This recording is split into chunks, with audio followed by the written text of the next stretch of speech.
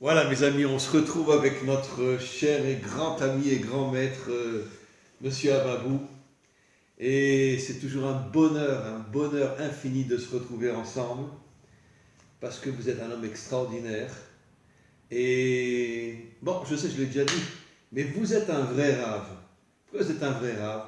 Parce que vous n'avez pas le chapeau, vous n'avez pas la chemise blanche, vous n'avez pas la cravate. Vous n'êtes pas orgueilleux.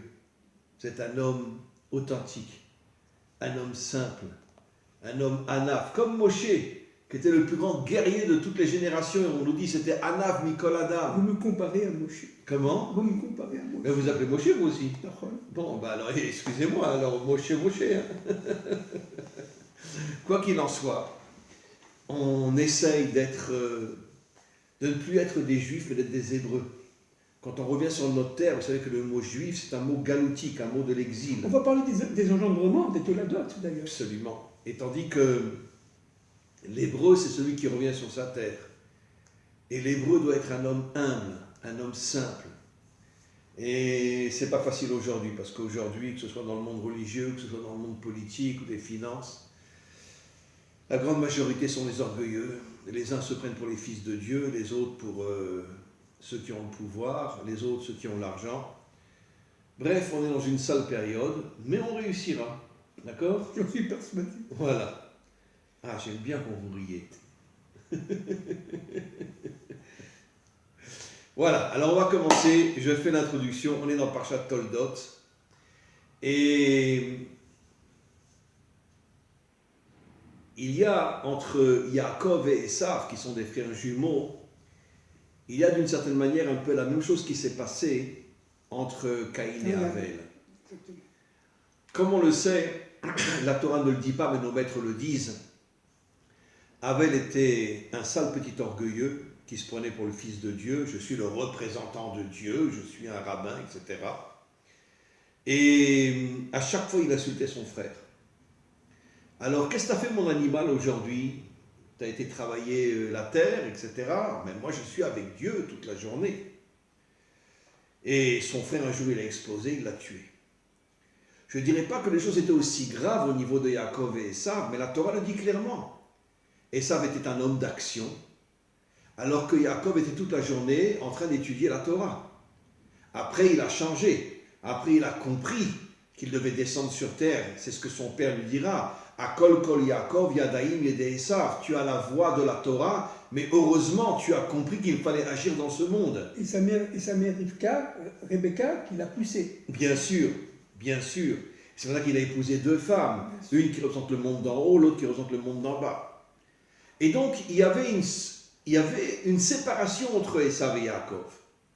Yaakov ne supportait pas Esav, un peu comme Avel ne supportait pas Caïn, et Esav ne supportait pas son frère, bien évidemment, parce que Esav était d'une certaine manière un homme d'action. N'oublions pas que quand il était très jeune, il a tué Nimrod. Il a fait une action incroyable d'aller tuer le plus grand dictateur de la terre. À l'âge de 15 ans. Oui, à l'âge de 15 ans exactement. Ça veut dire que c'était un homme qui était dans l'action. Après, malheureusement, il est tombé, mais je vais expliquer justement pourquoi. Esav, Gematria Malchut. Yaakov, Gematria Keter. Exact. S'ils avaient été ensemble, Keter Malchut. Keter Malchut. Ils étaient censés être ensemble. Yaakov devait donner le Keter, la couronne, à Esav pour en faire un roi, un homme d'action qui se bat pour dévoiler Hachem dans ce monde. Mais malheureusement, ils étaient séparés. Ils ne s'aimaient pas trop. Yaakov était dans son coin, Esav était dans son coin. Yaakov n'a pas pu transmettre la couronne à Esav, il n'a pas pu en faire un roi dans le sens positif, dévoiler la royauté d'Hachem dans ce monde. Et finalement, Esav est tombé dans l'orgueil après. Et puis, il est tombé. Le roi David descend du bon côté d'Esav. Absolument, comme le Mashiach d'ailleurs. Ouais. D'ailleurs, Esav vient de Caïn, Exactement. Caïn vient du serpent, Exactement. et la valeur numérique du serpent et Mashiach, c'est la même valeur numérique. Donc, j'ai fait un cours récemment où j'ai expliqué qu'en vérité, que toute la lignée du Mashiach passe par le serpent, Caïn, Esav. Et donc, parce que Caïn, Gematria, Keter, Chochma, Bina, Kouf, Keter, 100. Yud, Chorma, Nun, Bina. Et le Nachash, Nun, Bina, Chet, Chesed, Shin, Shalom. Ça veut dire qu'en vérité, c'était des créatures extrêmement élevées que les forces contraires ont fait tomber pour ne pas qu'elles puissent arriver à la délivrance finale. Elles sont tombées. Caïn est tombé, le Nachash est tombé, et ça avait tombé. Mais justement, parce que c'était des gens qui avaient un potentiel énorme, Dieu les a fait tomber. Adam Arishon est tombé. Adam Arishon est tombé parce que lui, c'est Adam, David, Mashiach. Exactement. Et donc, évidemment, toutes les forces contraires font tomber ceux qui ont un rôle énorme à jouer. Exactement. Voilà. Voilà. C'est pour ça que nous, on est très humbles, d'accord ? On n'a pas de chapeau, on n'a pas de chemise blanche, on n'a pas de cravate. Hein ? On n'est pas des rabbins, on est des Hébreux. Voilà. Être hébreu, c'est être en dynamique Bien sûr. d'hébraïsation. Mais qu'est-ce qui est dit sur Abraham à Ivry ? Toute la population est d'un côté, lui il est de l'autre côté. Il est anti-système. C'est ça, exactement. Nous, on est anti-système. Exactement. Bien, Rab, bonjour, merci d'être là, que Dieu nous protège et que Dieu nous guide. Permettez-moi de commencer en parlant de mon maître, Manitou, Zichrono Tzadik Libracha. C'est un Indien alors. Le Rav Léo Ashkenazi, Yehuda Léo Ashkenazi, grand Rav. C'était le fils du Rav de Oran, Absolument, en Algérie. absolument. Mm-hmm. Et Manitou, notre maître, parlait beaucoup de ce sujet qui lui tenait complètement à cœur. Ce n'était pas le seul, bien entendu. C'est celui des toladot, des engendrements. Oui, la paracha s'appelle Toladot, c'est-à-dire les engendrements. Oui. Alors il faut faire attention. Alors là, on va essayer de comprendre un peu la compréhension biblique de l'histoire. En gros, en quelques secondes. Pour la Bible, l'histoire, c'est l'histoire des engendrements. Et engendrer, c'est-à-dire faire passer une mission à quelqu'un d'autre, notamment un enfant, à un groupe, mais cette mission était complémentaire à la nôtre. C'est-à-dire qu'en fin de compte, il y a une dynamique historique des engendrements. Rachel, Léa. Rivka, Rachel, Léa par Sarah. Sarah par Esther, etc., etc. C'est-à-dire qu'en fin de compte, les fonctions de chacun d'entre nous, hébreux, se répercutent dans une méta-histoire, dans une Torah cachée, dans une histoire cachée, qui est sous-jacente et qui porte l'ensemble de l'événement, l'histoire événementielle. Pour la Torah, pour la Bible, il faut faire très attention. L'histoire n'est pas seulement événementielle. L'événementiel joue un rôle très important, mais c'est l'extériorité de l'histoire. La méta-histoire est en intériorité. Tout le travail, c'est de comprendre qu'à travers l'extériorité de l'histoire... Et la vraie Torah, c'est l'intériorité de la Torah, comme le dit le Zohar. C'est ça. Le jour viendra où les hommes comprendront que la vraie Torah, c'est son intériorité cachée. C'est ça. Alors, Amen. Donc, ce qu'il faut comprendre là, c'est très important, c'est que pour la Torah, pour la Bible, pour la Torah de la délivrance, chaque élément historique, chaque événement historique a son sens caché dans l'engendrement, dans la méta-histoire. Oui. Et Manitou nous disait qu'en fin de compte, le mot Toladot existe, est écrit 13 fois dans la Torah, toute la Torah y compris toute la Bible, hein, les 5 livres de la Torah, plus juste le Tanakh. Et 5 fois. La première fois, c'était au moment de la création à Bereshit du ciel et de la terre. Et la dernière fois, et vous le savez bien entendu vous, c'est lié directement à Ruth et à Boaz. Bien sûr. Et les Ruth qui s'appelle la matrice de la délivrance. Exactement. Mais ce qui est très intéressant, dit notre maître, c'est qu'en fin de compte, au début de la création à Bereshit et à la fin, au temps de Ruth et de Boaz, Ruth étant la grand-mère, la matrice même du Mashiach ben David, on le sait bien entendu, eh bien, la grand-mère du roi David, eh bien, les lettres de Vav sont pleines. C'est-à-dire que Toladot, les 2 Vav existent. Mais dans les autres mots, dans les 11 mots qui ne font pas partie de ces 2 extrêmes, entre guillemets, où soit il y a un Vav, soit il y a pas de Vav, soit il y a un autre Vav. Vous comprenez? C'est-à-dire qu'en fin de compte, la Torah porte ce mot plein de Toladot que dans deux événements. L'événement de roi David par Ruth et Boaz et l'événement de la création. Je ne sais pas si on s'en rend compte. C'est-à-dire qu'en fin de compte, toute l'histoire, c'est l'histoire du mot Toladot. Et le Vav, c'est le Chibou. Et le Vav étant le lien entre le ciel et la terre et le Chibou. Entre les choses différentes. Entre les choses différentes. Et ça, c'est très très important de comprendre. Qu'est-ce qu'on peut dire sur... C'est tellement énorme sur ce couple de jumeaux. Jacob et Ésaü. C'est sans fin.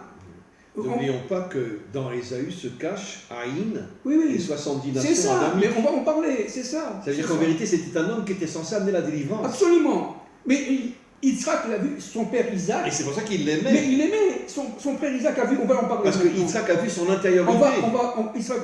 Il a vu son intériorité, il a vu que c'était à Esav d'amener la délivrance finale. Et les forces contraires l'ont fait tomber pour ne pas qu'il amène la délivrance. Exactement. Lorsqu'on parle d'abord Esav et Yaakov étaient deux frères, évidemment jumeaux, issus du même mère, du même père. Le couple, le père et mère étaient absolument tzaddik, des tzaddikim inimaginables. Le père descendant d'Abraham Avinu et de Sarah, je ne sais pas si on s'en rend compte. Donc, né d'une manière miraculeuse. Ça veut dire que Yitzhak portait en lui le miracle. Puisque sa il femme, était au-dessus de la nature. Puisque sa femme et Rebecca étaient stériles, il a fallu attendre 20 ans pour avoir cet enfant. Et il y a même des commentaires de Midrashim qui disent que même Yitzhak était stérile.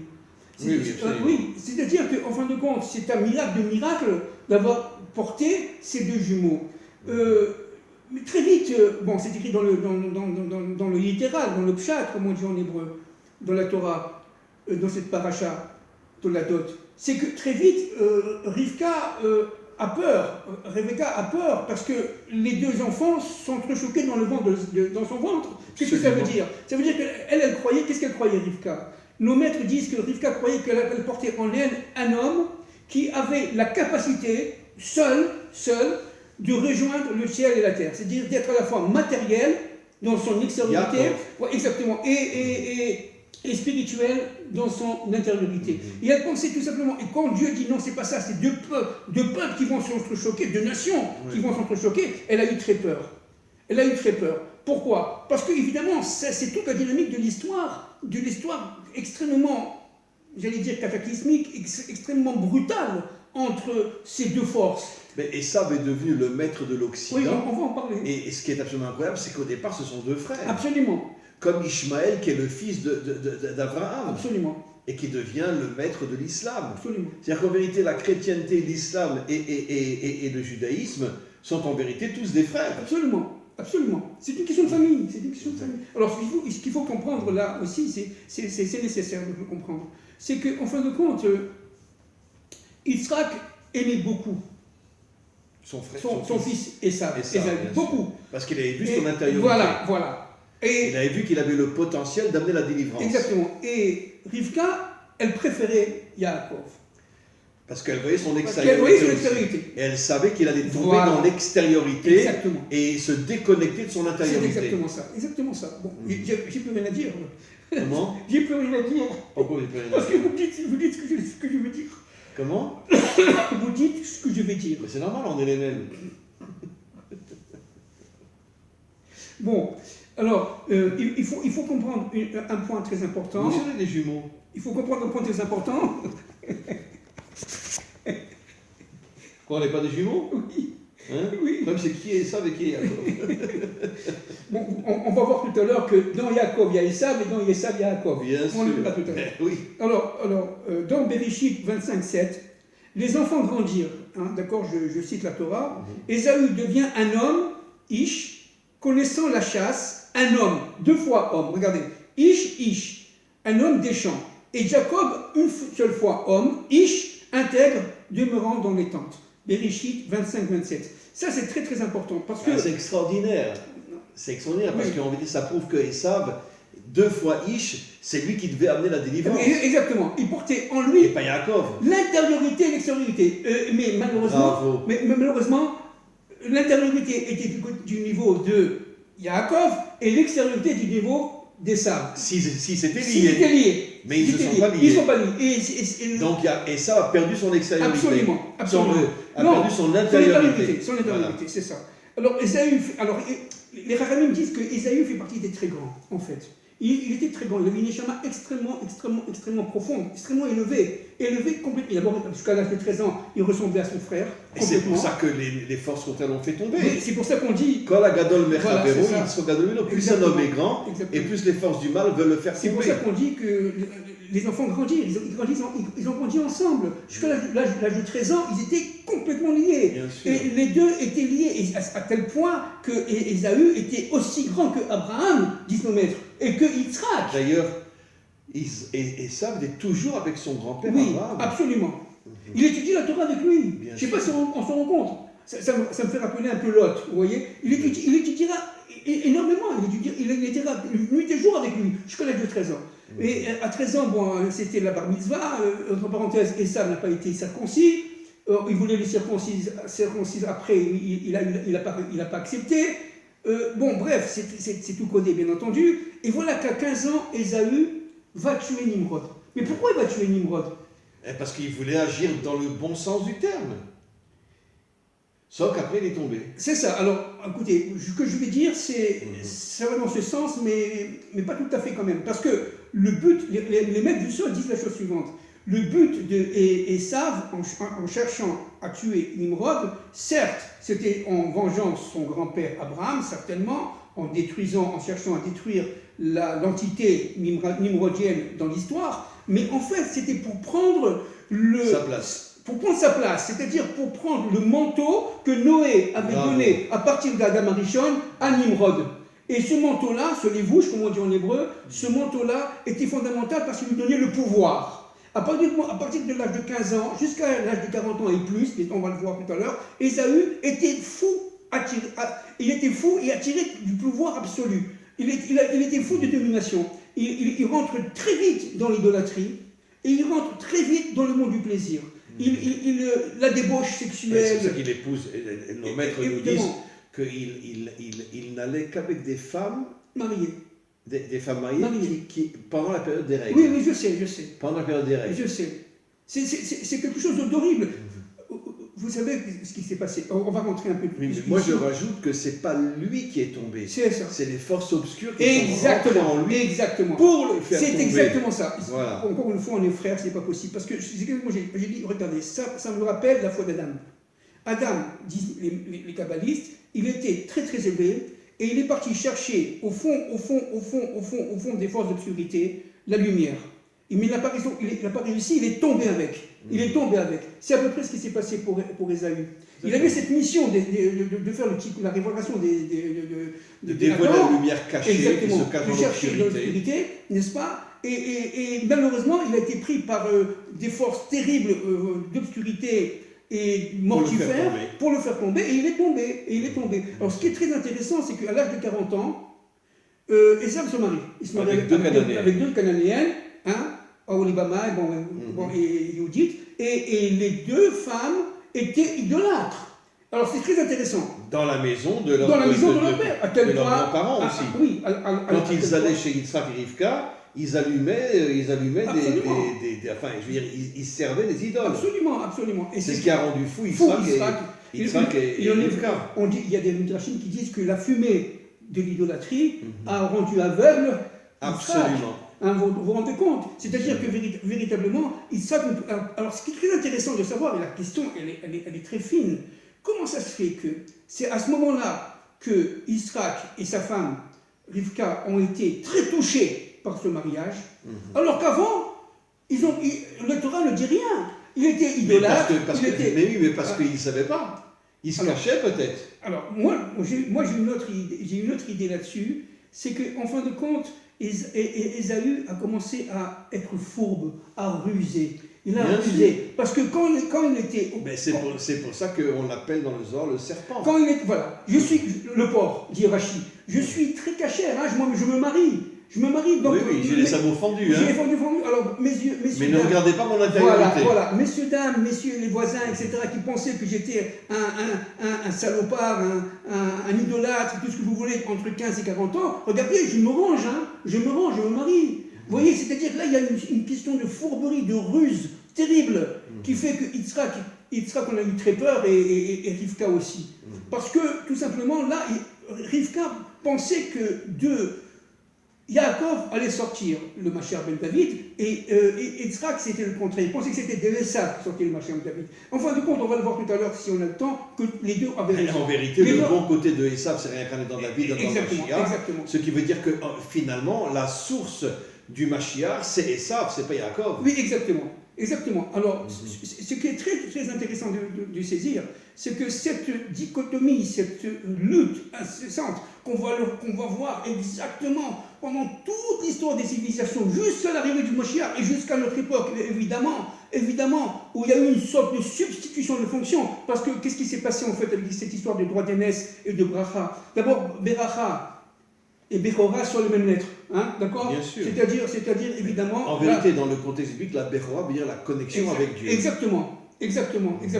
Alors pourquoi il a commencé à crier? D'abord, ce qui est très intéressant, c'est que s'il s'est mis à pleurer, à crier Esav, parce qu'on a pris sa Bechora, entre parenthèses, qu'il a vendu pour un plat de lentilles, mais qu'il a vendu à son frère, d'une manière tout à fait honnête, puisque lui, il allait à la mort. Ça veut dire quoi, aller à la mort? Ça veut dire tout simplement... je n'ai pas droit au Lamaba. Moi, ce que je veux, c'est le monde du plaisir. Ça ne m'intéresse pas, le reste. Exactement. Le reste ne m'intéresse pas. Vous comprenez? Donc, aller à la mort, c'est-à-dire tout simplement ne plus avoir la capacité d'engendrer le Mashiach, entre parenthèses. C'est ça que ça veut dire. Il a compris qu'il était tombé. Il était tombé. Mais ce qui est très intéressant de saisir à ce niveau-là, c'est que Ésaü, par rapport à Esav, a quand même pleuré lorsqu'il a entendu qu'il a fait la prière, la bracha, à son frère. Mais si tu n'en as rien à faire. Et d'ailleurs, Yitzhak n'a pas voulu annuler la bracha qu'il avait fait. Absolument. Parce qu'il a compris que finalement Esav était tombé. Absolument. Et c'est ce qu'il a dit à Yaakov. Tu as la voix de la Torah, mais tu as les mains de Esav. C'est-à-dire que tu vas comprendre que tu dois être un homme d'action. Exact. Et pas uniquement un prieur et un étudiant. Exactement. Alors pourquoi il a pleuré? Parce qu'en fin de compte, malgré tout, il avait au fond de lui-même, caché dans son intériorité la plus profonde, quand même une fidélité au Dieu d'Israël. Il avait une fidélité à la Torah, puisqu'il avait étudié avec Abraham, son grand-père, etc. Et il a été très touché. Parce qu'il avait compris l'importance de la bénédiction de son père. Bien sûr. Il a dit quoi? Tu m'as rappelé la bénédiction. S'il était vraiment que matière et dans un monde mortifère et que dans un monde qui l'intéressait seulement... Non, il avait un bon côté. Et ça avait un bon côté. Et il a grandi toute sa jeunesse avec Abraham. Bien sûr. N'oublions pas que Beracha et Bechora, c'est les mêmes lettres. Ce sont les mêmes lettres, ce sont les mêmes otiotes. Donc si tu te connectes à Dieu, tu as la bénédiction. Maintenant, tu ne peux pas jouir de ce monde-ci sans risquer d'être frappé par le dîme d'Hachem, par le truc, et après demander à la fin des temps de l'histoire ton dû. En vérité, on a le droit. Il n'a pas voulu souffrir, mais il a voulu en fin de compte avoir le bénéfice sans cette souffrance. Esav était quelque part ici, non seulement rusé, mais quand même fourbe, parce que tu ne peux pas demander... pourtant, c'est lui qui a dit que Yaakov était fourbe. Absolument. Il m'a roulé plusieurs fois. Absolument. Alors, le vrai fourbe, c'était Esaü. Parce que, écoutez, est-ce que tu accepteras la Shoah? Est-ce que tu accepteras tout ce qui s'est passé de souffrance, d'horrible, à toutes les époques? Non, et ça. Moi, je veux quitter. Je veux à la fois kiffer ma vie, être un homme d'affaires, rigoler, avoir les filles que je veux, etc. Et après, avoir aussi, pourquoi pas, par le christianisme, avoir le Mashiach ben David. Mais ça veut dire qu'il peut tout avoir. C'est Esav qui a créé le christianisme. Et bien sûr. Alors là, il y a une histoire extraordinaire d'ailleurs qui est dans la paracha, très très importante. L'histoire des bergers, des Philistins avec Yaakov, avec Yitzhak, qu'on retrouvera d'ailleurs avec Yaakov, qu'on a trouvé avec Abraham. Et c'est très intéressant l'histoire du puits. Bon, vous savez que le puits, le bord en hébreu, il y a le mot bord avec vav et le bord sans vav. Humber, Sheva, etc. Bon, tout ça c'est connu. Et ce qui est très intéressant, c'est qu'en fin de compte, on retrouve dans la querelle entre Yitzhak et les bergers, tout ce qui va se passer pendant toutes les civilisations entre nous et l'islam, et nous et la chrétienté. Et c'est très clair. L'histoire des puits, dans un premier temps, n'est-ce pas, on parle de Essek en hébreu, c'est-à-dire d'une sorte de confiscation. Vous voyez, on veut confisquer. L'eau du puits est à nous, elle n'est pas à toi. Disent les Philistins. Disent les Philistins. Elle est à nous, elle n'est pas à toi. C'est-à-dire qu'il va y avoir une sorte de virus Israël, de chrétienté, qui va dire aux Hébreux, aux Juifs, non, la Torah, elle n'est pas à toi, ta Torah, elle est caduque, maintenant c'est sur le Nouveau Testament, etc. C'est nous qui avons la bonne parole. Vous êtes virus Israël. Nous, les chrétiens, on est virus Israël, le vrai Israël. Vous n'êtes plus. Donc déjà, on a ici, de cette paracha Toledot, l'élément source qui va se déterminer pendant toute l'histoire. D'ailleurs, je voudrais dire, les chrétiens nous ont volé la religion et les musulmans, nous ont volé la terre. Oui, absolument. Ça veut dire qu'en vérité, les musulmans ont pris notre corps. C'est ça. Et les chrétiens ont pris notre âme. Exactement. C'est incroyable. C'est incroyable. Ils veulent nous détruire complètement. Complètement. Ils ne veulent pas qu'on soit dans ce monde. Point. On les dérange énormément. Et la deuxième fois, les bergers philistins veulent recouvrir le puits de terre, Sitna, ça s'appelle en hébreu Sitna, et donc là, c'est-à-dire c'est l'islam qui veut tout simplement empêcher, par la violence, par la force, empêcher Israël d'être lui-même et de revenir sur sa terre. Absolument, c'est ce qu'on veut aujourd'hui, n'est-ce pas? D'ailleurs, c'est marqué à la fin d'une paracha, je crois que c'est Vayera, que les musulmans s'installeront sur notre terre avant que nous revenions. Oui. Et quand nous reviendrons, ils nous feront jusqu'à aujourd'hui des guerres terribles. Exactement. Pour nous empêcher de revenir sur notre terre. Exactement. N'oublions pas que le vrai Jérusalem est entre les mains des musulmans. Exactement. Le vrai Jérusalem, quand il y a le Tahar Eshpa et qu'on regarde vers Hebron, toute la ville en bas, c'est le vrai Jérusalem. Absolument. Ça veut dire que les musulmans, d'une certaine manière, je ne parle pas des descendants d'Ishmaël, je parle de tous les infiltrés qui se font passer pour des musulmans. En vérité, ils nous ont pris Hebron, ils nous ont pris Shmuel, Shrem, Yosef, et surtout ils nous ont pris la ville de Jérusalem. Bien sûr. Ça veut dire qu'ils s'installent là où on était censé revenir. C'est ça.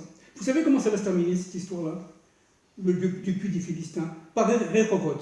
Le troisième puits, c'était Rehovot, où là, il y a eu, si vous voulez, la paix. Rehovot, ça veut dire en hébreu élargissement. Après, Beersheba.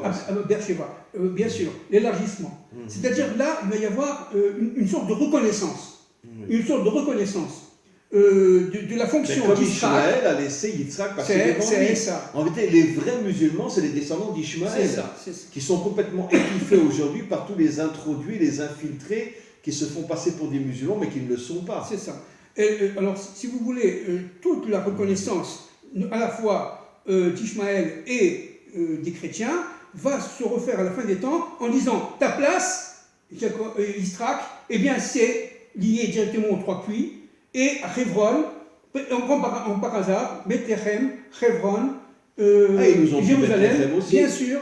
Bethléem, c'est à la fois les chrétiens et les musulmans qui nous ont volé Bethléem. Vous savez que j'ai appris hier une chose. Hier, j'étais au tombeau de notre illustre mère, Rachel, à Bethléem. Hier, c'est à quelques kilomètres d'ici, et je voulais donner de l'argent dans une boîte. Et quelqu'un m'a dit, attends, sache que ce que tu donnes là, oui, mais sache que c'est pour les trois religions.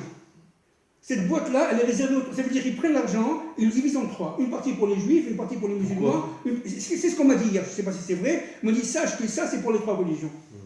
Parce que les trois religions ont voulu confisquer cet endroit. Bien sûr. C'est ce qu'on m'a dit hier. On m'a dit, tu peux donner avec plaisir, on est tous l'humanité est une, il est une, mais sache que tu ne donnes pas pour Rachel, tu donnes pour trois religions. Bon, alors, donc, pour revenir à cette histoire-là, qui est très importante, c'est qu'en fait, il y aura la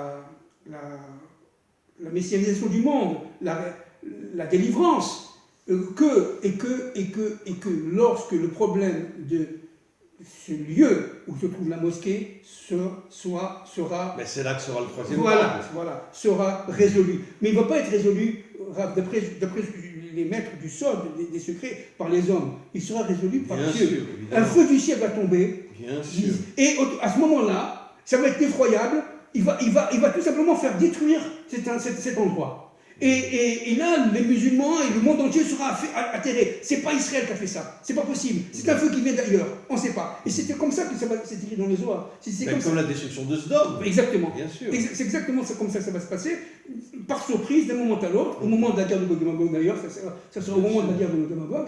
Donc, ça veut dire que très bientôt, et à partir de ce moment-là, il va y avoir la reconnaissance, Rehovot, tu vois, vous voyez, par les nations, de la présence hébraïque dans les terres d'Israël. Parce que, encore une fois, on revient à cette histoire de Gog et Magog, et Ésaü avait en lui ce combat pour empêcher Yaakov d'être lui-même. Il voulait confisquer la fonction de Yaakov. Oui, il voulait le laisser dans sa tente. Et il voulait laisser dans sa tente. Reste un petit religieux, fais-moi la paix. Or, Yaakov il avait la possibilité de devenir Israël, on le verra la semaine prochaine. Et il va devenir, il s'est battu contre l'ange de Esav. Il est devenu un combattant, il est devenu un guerrier. L'ange d'Esav qui est l'ange de la mort. Bien sûr. Vous vous rendez compte, hein? C'est-à-dire qu'en fin de compte, ce qui s'est passé là, et ce qui se passera à la fin des temps, c'est qu'en fin de compte, comment ça va se passer les Gog et Magog? Comment les nations vont se réveiller? Et maintenant on comprend ce qui va se passer. C'est le territoire de Judée-Samarie. C'est avec les Perses, hein? Oui. Le Talmud oui. C'est les Perses, c'est pas les Sunnites. C'est les Chiites. On est d'accord, bien sûr. Les territoires de la Judée-Samarie vont être quelque part par, je ne sais pas si ce gouvernement, un prochain gouvernement, peu importe, remise en question. C'est-à-dire qu'Israël va essayer de prendre... Les Arabes se sont installés en Israël, en Judée, pour empêcher le territoire de Yehuda et Yosef, pour empêcher la venue du Mashiach ben Yosef et Mashiach ben David. Exactement, parce qu'ils savent très très bien, et là je ne parle pas du tout de l'islam sunnite, hein, je parle des gens qui se sont infiltrés chez eux, oui, pas bien sûr, mais comme chez nous. Comme chez nous. Les musulmans ismaélites sont autant infiltrés que nous le sommes. Alors, ce territoire-là, la Judée-Samarie, n'est-ce pas, c'est celui-là qui va déclencher la guerre de Gog et Magog par rapport à Israël. C'est-à-dire que lorsque le gouvernement va vouloir développer des installations nouvelles, etc., israéliser, entre guillemets, les territoires, etc., que les nations vont comprendre que, attention, là, ça devient très sérieux, il va y avoir la sortie du Mashiach, Dieu va régner dans son monde. Et le Mashiach va se dévoiler pendant la guerre de Gog. Exactement. Et c'est à ce moment-là que Gog va se dévoiler, il va s'attaquer Israël pour empêcher la venue du Mashiach en récupérant ses terres. Vous voyez, mais tout vient de là, c'est incroyable. C'est-à-dire que tout ce qui est autour de la Judée-Samarie, n'est-ce pas, c'est l'extériorité d'Israël. Et l'intériorité, c'est Tibériade, Hebron, Shrem, jusqu'à Beersheba, avec Jérusalem bien sûr. Et on dit que le Mashiach se dévoilera à Tibériade. Oui, absolument. Enfin, il commencera à se dévoiler à Tzfat, il descendra à Tibériade, mais il sera caché à Tzfat. Exact. Il descend à Tibériade, et là il commence à se dévoiler. Et puis après, il arrive sur le Har HaZeitim. C'est ça. Et là, il se dévoile encore plus. C'est ça. Donc, alors, ce dévoilement à Har HaZeitim va entraîner, encore une fois, ce feu du ciel. Har HaZeitim, c'est le mont des Oliviers. Oui, le mont des Oliviers, il va avoir ce feu du ciel qui va mettre tout le monde, Rehovot, on l'a dit tout à l'heure, n'est-ce pas, dans le parashat Toledot, qui va mettre tout le monde d'accord. Parce que là, c'est pas humain. Et donc, dans le monde entier, évidemment, aujourd'hui, avec Internet, tout le monde le saura très vite, on comprendra que Israël appartient tout simplement aux descendants d'Abraham, d'Isaac et de Jacob. Point. Final. Mais final. Enfin, ce qu'on appelle le restant d'Israël. Oui. Que n'oublions pas que notre peuple est terriblement infiltré. Et aussi par des forces obscures qui vont nous détruire de l'intérieur. Absolument. Et la dynamique, elle est très très avancée de la destruction. Elle est très très très avancée, la dynamique destructrice à l'intérieur du peuple d'Israël. Évidemment, mais regardez, il y a eu 2 attentats aujourd'hui. Bien sûr. Les gouvernants font quelque chose. Bien sûr. Il y a pratiquement chaque semaine un attentat en Israël. Les gouvernants ne font rien, strictement rien. Pourquoi? Ils veulent nous massacrer. Ils veulent nous affaiblir. Alors donc, toute la problématique d'Ésaü et de Jacob qui va se refléter dans toute l'histoire d'Israël, avec toutes les souffrances d'Israël pendant tous les millénaires, depuis l'Empire romain. N'oublions pas que l'Empire romain descend d'Ésaü. Bon, ça a commencé encore avant. Ouais, bien sûr. Oui, l'Empire romain descend des hommes. Bien sûr, mais Parce l'Empire romain. qu'une partie de Édom, de Esav, s'est enfuie quand il y a eu la guerre avec David, Exact. et ont traversé la mer et se sont installés à Rome. Exactement. Et c'est eux qui ont créé l'Empire romain. Exactement. Exactement. Et donc, de l'Empire romain qui descend d'Ésaü, donc de Édom, Ésaü et Édom, c'est le côté Édom qui, à la fin des temps de l'histoire, ne fera pas de chouva, c'est-à-dire l'idéologie d'Ésav ne fera pas de chouva, ne reviendra pas à Dieu, elle sera jugée sur le monde d'Édom, n'est-ce pas? C'est ça, sur le mont Sion, ils seront jugés. Et juger, ça ne veut pas dire forcément condamner, hein, mais elle sera jugée. Il y aura un jugement. Il y aura un jugement. Sur l'idéologie et sa vie. C'est ça. Par contre, au niveau individuel, chaque individu qui est des sables peut tout simplement faire chouva et être réparé. Évidemment. Et réparer sa faute. Attention, il ne faut pas mélanger l'idéologie d'Ésaü, qui est infect, qui est mortifère, qui est cataclysmique, qui mène à la mort. Ésaü lui-même le disait. Lui-même l'a dit, je vais mourir. C'est ça, je vais mourir. Je m'en fous de mourir. Je m'en fous de mourir. Le principal, c'est de profiter de ce Voilà, moment. exactement. Et empêcher, entre parenthèses, la sortie du Mashiach de David. Et ça, c'est très important. C'est incroyable, parce que lui, il porte en lui la graine du Mashiach ben David, et c'est un individu qui a une double face. C'est-à-dire qu'il est à la fois Ish, on l'a dit tout à l'heure, Ish, dans le 2, il est entre le monde d'en haut et le monde d'en bas. Bien sûr. Et il ne sait pas où se poser. C'est un individu qui n'a pas trouvé sa stabilité. Il n'est pas stable du tout. Bien sûr. Vous comprenez? Ce n'est pas un niche stable qui est dans l'étude. C'est quelqu'un qui va dans tous les sens. Il a perdu le sens des valeurs. Aujourd'hui, c'est ce qu'on voit aujourd'hui. Et notre gouvernement ne fait rien pour empêcher les attentats ici en Israël. C'est ce qu'on voit aujourd'hui. 2 attentats aujourd'hui, un à 7h et un à 7h30. Oui, il faut prier, c'est de la folie. Le gouvernement en parle. Non, ils s'en foutent royalement. C'est de la folie. Donc, ce qu'il faut comprendre, encore une fois, c'est que ce côté Esav qui est en perte de valeur dans un monde complètement inversé au monde de la création, qui est tout simplement, par son idéologie, complètement perdu, mortifère, cataclysmique, n'a aucun avenir. Il va droit dans le mur, mais il le savait, Esav. Il va à la mort. C'est pour ça que la valeur numérique de Esav, c'est Malchut. C'est ça. Au lieu de dévoiler la Malchut d'Hachem, il est tombé dans sa propre Exactement. Ce qu'on appelle le culte de l'ego, l'orgueil. Il cherchait le pouvoir, il cherchait son ego, il cherchait tout simplement de resplendir la domination pour la domination. C'était un homme de combat, un homme de meurtre, de combat, de tuerie, c'était le sang. Édom, d'accord? Édom veut dire le rouge. C'est le rouge. Le rouge, c'est le sang. Voilà, il aimait les lentilles rouges, entre le plat de lentilles rouges. Ça veut dire qu'il était vraiment, lui, complètement rouge. Oui. Vous comprenez? Le rouge, c'est le sang. De faire couler le sang dans ce monde. C'est toutes les guerres, toutes les maladies, toutes les épidémies. C'est intéressant. Le drapeau rouge, russe, le drapeau rouge, vous voyez? Oui. Le drapeau chinois qui est rouge. Oui. Par contre, la Maison Blanche, l'Havane, vous voyez, on en reparlera. Ce qui est pire que le rouge. Oui, absolument.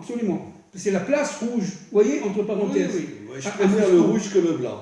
Oui. Je préfère la place rouge du Kremlin que la Maison Blanche. Parce qu'en vérité, on sait très bien que la guerre de Gog, c'est l'union entre les dirigeants américains et les Perses. C'est ça. Et pas la Russie. Parce que le rouge, tout simplement, Édom avait au fond de lui-même la Torah d'Israël. Vous comprenez, cette lumière allumée, même si elle était enfuie dans des écorces incroyables. N'oublions pas que Poutine a été toute sa jeunesse éduqué par des juifs. Oui, absolument. Il est rentré dans une famille juive. Absolument. C'est incroyable. Alors qu'est-ce qu'elle a vu, Rivka, par rapport à son il va prendre des brachot à la place de son père. Exactement. Mais pourquoi elle a vu ça? Et ça va accepter. Parce qu'elle a compris que dans Jacob, il y avait Ésaü. C'est-à-dire qu'au fin de compte, il avait la capacité, les mains sont les mains d'Ésav, et la parole et la bouche, c'est la bouche de la Torah. La parole de Jacob. C'est ce que Israël va lui dire. Tu as tout compris. Tu as réussi à réunir le monde d'en haut avec le monde d'en bas. Et c'est ce qu'il fera avec ces deux femmes. Léa, le monde d'en haut, Rachel, le monde d'en bas. Et c'est ce qu'on vit aujourd'hui à la fin des temps de l'histoire, où Israël, qui est un peuple descendant d'Abraham, d'Isaac et de Jacob, a été, en devenant hébreu sur sa terre, a dû intégrer la révolution industrielle, le progrès technologique, le progrès social, le progrès médical, tous les progrès possibles, imaginaires, qui étaient du monde de Ésaü. Regardez comme Rivka avait raison, regardez ce qu'on voit aujourd'hui, qu'ils est devenu une puissance économique, une puissance technologique. Et c'est pour ça qu'ils veulent nous détruire. Voilà, une puissance Ils ont peur militaire. qu'on devienne la première puissance du monde. C'est ça, une puissance militaire, une puissance financière, une puissance monétaire. Moi, c'était un truc de fou. On a que 73 ans. Je ne sais pas si on s'en rend compte. Et ça, c'est ça qu'elle avait vu. Et c'est pour ça que la mère de Jacob a dit va chez mon fils. Pourquoi? Parce que chez mon frère Lavan. Pourquoi? Parce que chez Lavan il y avait la fourberie, il y avait la ruse. Va apprendre qu'est-ce que c'est que la fourberie. Va apprendre qu'est-ce que c'est. Tombe, descend. Arrête d'être un religieux voilà. qui toute la journée étudie la Torah et essaie de comprendre ce monde. Parce que dans ce monde, Voilà. parce que en faisant, on en parlera si Dieu veut la semaine prochaine, en faisant cette expérience chez Lavan, eh bien, tout simplement, ça permettra à Israël, à la fin des temps de l'histoire, à notre époque, depuis 50 ans, d'intégrer très vite les premières, les deuxièmes, les troisièmes révolutions industrielles, qui est carrément le monde des Ésaü, qui est le monde de l'Occident. Israël est un pays, entre guillemets, occidentalisé. Pour l'instant. Après, il deviendra hébreu complètement, mais pour l'instant, il utilise les armes. Notre terre et notre pays est complètement occidentalisé. Bien sûr. Et peut-être encore plus que les occidentaux. Bien sûr. Bien sûr. Mais c'est fondamental. Mais parce que les forces obscures veulent détruire l'identité juive. Il fallait passer plutôt par là. l'identité hébraïque. Et si vous voulez, tout le problème, c'est que Ésav ne voulait en aucun cas que Jacob devienne Israël et hébreu. Il ne voulait en aucun cas ça. Reste Jacob, Vakachar, étudie la Torah, etc. Laisse-moi mon monde pour moi. Le monde de César à César et le monde de Dieu à Dieu. Exactement. Reste à la synagogue et fous-nous la la paix. séparation entre l'Église et l'État. Séparer tout ça. Séparer tout ça. Aujourd'hui, la séparation entre la synagogue et l'État. Oui, séparer tout ça de manière à ce qu'on puisse être nous-mêmes les propres acteurs et les propres rois. Non, mais qu'est-ce que de veut notre dire la monde. séparation entre l'Église et l'État? C'est pas la séparation dans le sens on n'est pas intéressé par l'Église ou par la synagogue. Non. Ça veut dire que allez à l'église, allez à la synagogue et foutez-nous la paix. C'est ça, c'est Voilà. ça, c'est ça. Nous parlons évidemment des dirigeants, nous ne parlons pas des peuples. Non, pas des dirigeants. Bien entendu, il faut le dire parce que c'est très important. Mais donc, cette tension entre Jacob et Esav, qui va se percuter pendant des millénaires jusqu'à l'arrivée du Mashiach ben David, où le Mashiach ben David, descendant du bon côté d'Ésaü, va être aussi évidemment, Yaakov, devenu Israël. Donc à partir de ce moment-là, il va faire lui-même le nom des contraires. C'est-à-dire qu'en fin de compte, quand est-ce que Jacob et Esaü tout le travail du Mashiach, c'est l'unité. Voilà. Pas l'uniformité, mais l'unité. Voilà. Quand est-ce que... Tu n'es pas pareil que moi, mais on est frères. C'est ça. Quand est-ce que les deux vont se réunir, Jacob et Esaü, dans l'être Mashiach, dans le temps Mashiach, dans la modernité de Mashiach. C'est Mashiach lui-même qui va intégrer l'effort d'Esaü aux forces de Jacob. Mais ça... D'ailleurs, si vous prenez les premières lettres Rivka l'a vu, mais pas Yitzhak. Si vous prenez les premières lettres de Esav, Ishmaël et Israël, ça fait Tzadik. C'est ça. C'est-à-dire qu'au moment de la délivrance, il y aura l'union entre Esav, Ishmaël et Yitzhak, et Israël et Ishmaël, qui fait Tzadik. C'est ça. Ça veut dire qu'on va retrouver notre identité et à nous trois, on va devenir un Tzadik. Oui, c'est ça, exactement. Si vous voulez, ça sera la paix des frères, la paix familiale, enfin l'entente et la reconstitution du couple Adam Arishon et Chava. Tout cela, c'est pour réparer l'Adam Arishon. C'est-à-dire qu'en fin de compte, l'engendrement, Toladot, c'est Abraham, Yitzhak, Yaakov, mis de côté pour l'instant, secondarisé Ishmaël et Ésaü. Je dis bien pour l'instant, pendant toute l'histoire, les engendrements viennent de Yaakov, qui va devenir à la fin des temps hébreu, Israël l'hébreu. Mais en vérité, la faute d'Adam et Ève... Et après, il se réunira aux frères. Le Zohar dit que la faute d'Adam et Ève a dégagé des énergies négatives dans ce monde, des démons et toutes sortes de choses, qui s'attaquent à tous ceux qui ont un rôle d'amener la délivrance finale. Exactement. Et c'est pour ça que tous les grands tombent aujourd'hui. Exactement. Et donc, tout le but, pour finir, c'est de réunir les trois frères. Ishmaël d'un côté, Israël de l'autre, et avec Ésaü. C'est ça l'idée. Et ça, c'est le Mashiach ben David. Mais donc, l'Occident, tel qu'il est aujourd'hui, est amené à s'effondrer. Parce que c'est Édom, c'est la puissance pour la puissance. C'est la part du gain, c'est le surprofit. nous sommes à la veille d'un effondrement de ce monde-là. Ah, ben, bien sûr. Maintenant, la plupart des experts sérieux, qui n'ont pas peur, le disent. Nous allons vers l'effondrement de l'Occident. Les forces des AE C'est marqué vont explicitement dans Ésaïe que juste avant la délivrance finale, il y aura une famine énorme dans le monde entier. On n'aura plus de quoi manger. C'est marqué dans Ésaïe. Mais c'est ce qui s'annonce. Mm-hmm. Déjà, il y a un problème de production de médicaments en ce moment, et il y a de moins en moins de médicaments dans le monde. Grâce à Dieu. Bien sûr. Mais en plus, il va y avoir évidemment au niveau des denrées alimentaires, etc., quelque chose, vous voyez, il y a quelque chose pour finir qui me touche énormément. Oui. En ce moment, il y a une délégation corse en Israël. Ah oui? Oui, des Corses en Israël pour apprendre l'irrigation à partir des technologies israéliennes. Oui. Et ils sont, j'ai entendu une interview tout à l'heure, il y a quelques minutes avant que vous veniez, ils ont dit ils sont véritablement dans un rêve, parce qu'ils se sont chez eux. Les Corses disent, mais attends, mais ici, on se sent chez nous. Je vous signale que quand il y a eu l'Inquisition, énormément de Juifs ont fui en Corse et bon, se sont assimilés, mais la Corse a une identité juive très cachée. Hein. Oui, absolument. Absolument. D'ailleurs, le territoire corse n'a pas fait souffrir les Juifs pendant les nazis, hein, du tout. Non, pas du tout. Ils les ont protégés. Ils ont été protégés. Ils les ont protégés. Les Corses. Donc, c'est pour ça que j'en parle. Je me permets d'en parler parce que cette délégation, pour moi, elle me touche au plus profond de moi-même. Je me suis toujours senti très lié aux Corses. Je ne connais pas, j'ai jamais été en Corse. Je voudrais bien y aller à un moment donné parce que tout simplement, je ressens très très fort le lien secret entre le Corse et Israël. Mais bien sûr, évidemment. Voilà. Merci beaucoup. C'était vraiment, encore une fois, un échange, une intervention extraordinaire. Et voilà, on se retrouve la semaine prochaine. Bah, Merci beaucoup.